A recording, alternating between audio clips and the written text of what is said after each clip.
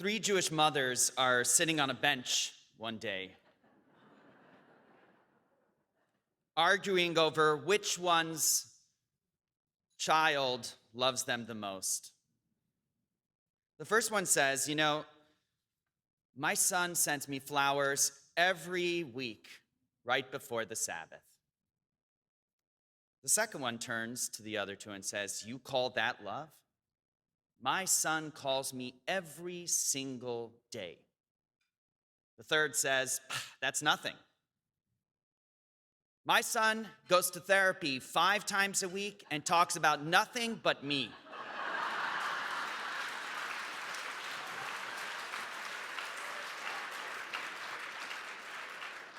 Good morning, everyone, and thank you for that beautiful welcome. My name is Mendy. I'm a rabbi here in Tampa, Florida. But most importantly, my wife and I are parents to 5 wonderful children. My daughter Hannah is 14, Rania is 11, Tzvi is 10, Nissi is 5, and Chaim is 2 years old. And in fact, he was actually, thank you, he was born 2 days before COVID came to Tampa. So we've had an interesting experience. I was raised here in Tampa, but I've lived for a number of years overseas in France, Argentina, Israel, Ukraine, and the foreign country called New York City. As a community rabbi, my work is focused on education, counseling, and spiritual support for a wide range of people across the city of Tampa. I believe that Judaism has some very important points to share about the principles of education, parental education specifically, and these points can be applied universally, and that's what I'd like to share with you here this morning. So first and foremost, why do we have children? Before we can understand how to parent, why have them in the first place? And some of the common themes that you might hear are to perpetuate ourselves, create a legacy. Babies and children are adorable until you have your own. To experience love as a parent, or to have a caretaker, someone to provide for you in your older years. Maybe just to be a giver in the truest sense. Or finally, just so that your mom will start harassing you about having grandkids. All of these have one thing in common. They're all to fill a void within ourselves. This might be an uncomfortable truth, but it's not a new one. In fact, under Roman law, a father had full right to do with their child as they see fit, even infanticide, God forbid. Wasn't outlawed for many years under the Roman Empire.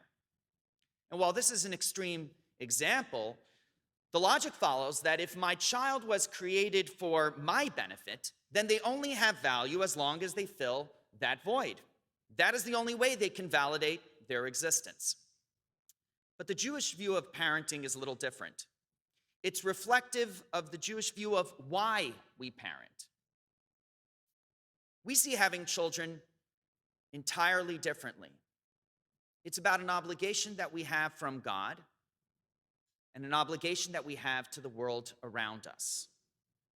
And raising them is no different. We do it because it's our obligation.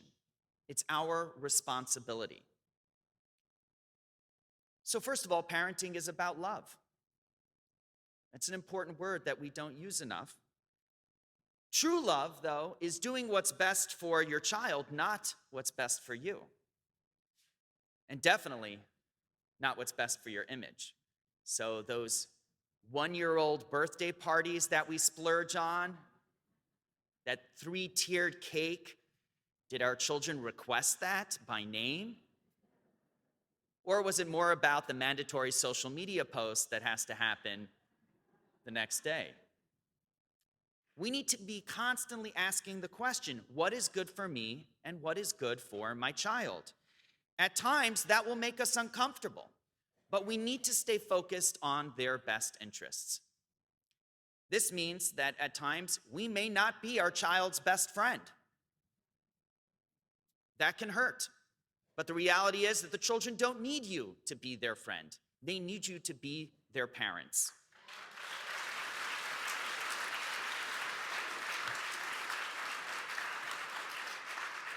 As the verse in Genesis says about Abraham, the father of monotheism, I, God, love Abraham because he instructs his children and his household after him to follow the path of God by doing righteousness and justice.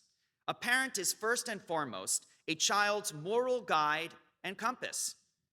Yes, your children will hopefully learn a lot over the years as they attend school, hopefully. But teaching your child right from wrong, that is the primary role of a parent.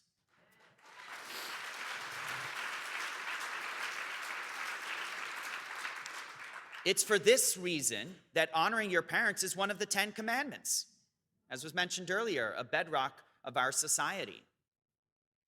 Children need to revere their parents so that they can be guided and raised by them.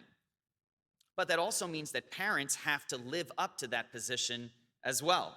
And that can mean sacrificing our personal lives to be the ideal parent as God demands of us. Our job as parents is irreplaceable, not simply because we have so much wisdom to share with our children, because frankly, they don't listen to most of it anyways. At least mine don't. Rather, the most powerful educational tool that we have is modeling. We all know the do as I say, not as I do approach doesn't work.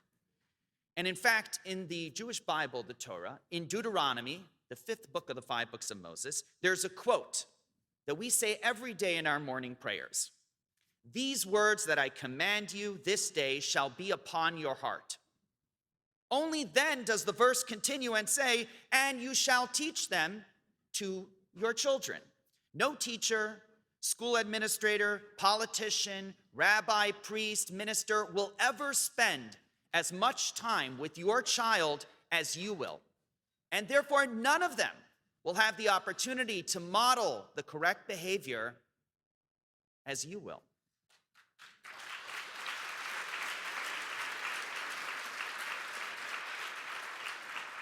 Each moment that you're with them is an opportunity and therefore an obligation to show your child how to live a righteous life. Because in this world, they will be challenged constantly to do so.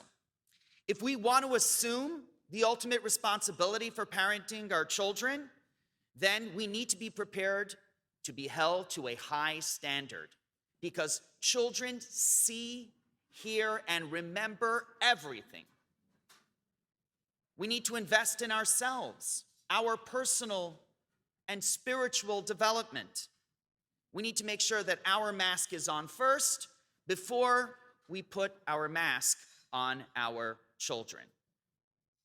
I'm talking about oxygen masks. Which masks did you think I was referencing?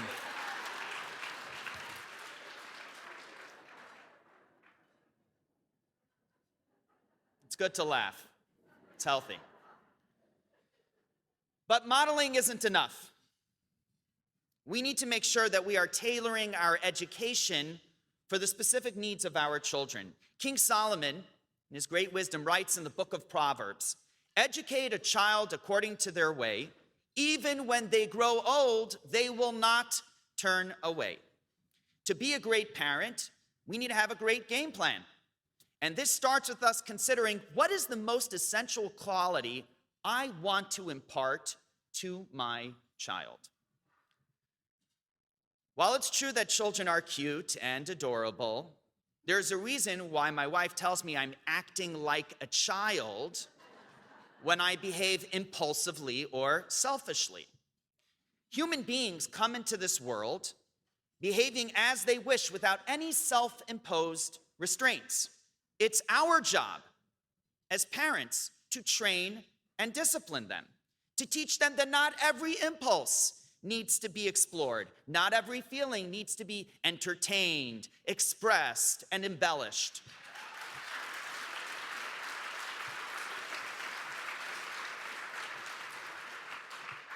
We need to instill within them a moral foundation built on faith that can serve as their compass when they struggle to determine their path forward. Discipline today seems out of vogue, but that's because we have the wrong perspective on it. It's not a necessary evil designed to suck the life out of our children and deny them every fun opportunity. My children's words, not mine. Jewish philosophy says that self-control isn't about limitations, it's about focus and empowerment. You're instilling a habit of self-check, which your child will then use for the rest of their lives. And nothing could be more vital to their continued growth and success than that. So where does our moral foundation come from? The internet? What's trending on Twitter? The answer is faith, humility, and gratitude. We have a prayer that we say each morning, the first thing that I do when I open my eyes, literally before you get out of bed. It's called the Modeh Ani. Modeh Ani lefanecha, melech chai v'kayam, shechazarta bi nishmati, b'chem rabba emunatecha. What that means is, we thank God for granting us a new day with great trust that we will use it to improve ourselves and the world around us. You see, our children are growing up in an age of entitlements with a standard of living that we've never seen before. This attitude sets them up for perpetual disappointment because we all know that life never goes as planned. A daily ritual of recognition in a higher power and an expression of gratitude for our many blessings can rewire our children to appreciate all that life has to offer. I'd like to conclude with a story. Once there was a little girl who was so shy, she would refuse to join her preschool class on stage for the year-end performance. As she grew older, her parents encouraged her to find her voice, her talents, her strength.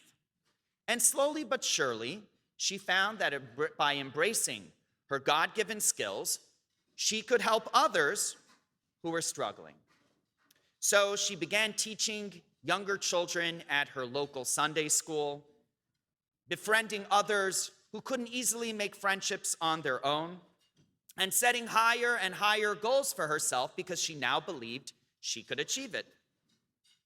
This past week, that young girl in sleepaway camp volunteered to speak in front of 500 girls about her life and journey as a rabbi's daughter in Tampa, Florida.